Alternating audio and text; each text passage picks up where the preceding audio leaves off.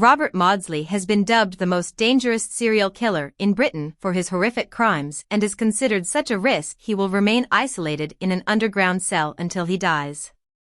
The murderer, 71, has been in jail for 50 years since being found guilty of garrotting convicted child molester John Farrell, aged 30, in 1974. In January last year, The Mirror reported that the twisted killer had set a new world record for the most days spent in solitary confinement, then standing at 16,400 consecutive days. He spends his time in a specially built cell in Wakefield Prison, which is 18 feet by 15 feet, with a concrete slab for a bed. Maudsley is deemed so dangerous he is not allowed to associate with other prisoners or even prison guards, spending all of his time in the tiny see-through room that has been his home for decades.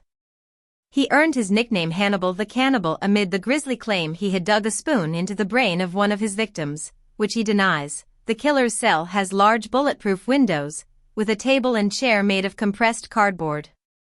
His toilet and sink are bolted to the floor and entry is gained by a steel door, which opens into a small cage encased in thick perspex. This has a small slot at the bottom through which he is passed food. Maudsley's home has been described as remarkably similar to that of Anthony Hopkins in the film Silence of the Lambs, where he played Hannibal Lecter. In a letter, he once described his cell as like being buried alive in a coffin and asking for a TV to see the world. If this was turned down, he said he would ask for a simple cyanide capsule, which I shall willingly take, and the problem of Robert John Maudsley can easily and swiftly be resolved. The murderer went to court in 2000 asking to be allowed to die. In a letter, he once asked why he couldn't have a pet budgie, promising to love it and not eat it. Maudsley is believed to be Britain's longest-serving prisoner after Moore's murderer Ian Brady, who died in 2017 after serving 51 years, just one more than the serial killer.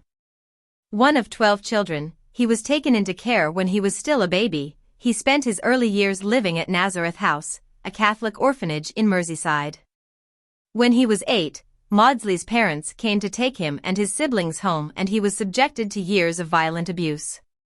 He fled when he was 16, spiraling into drug addiction, which he funded by earning money as a rent boy.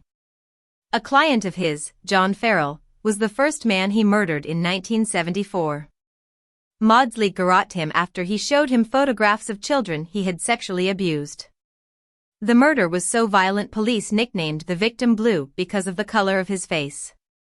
Maudsley was jailed for life with the recommendation that he should never be released and sent to Broadmoor Hospital, which has been home to notorious criminals including Peter Sutcliffe and Charles Bronson.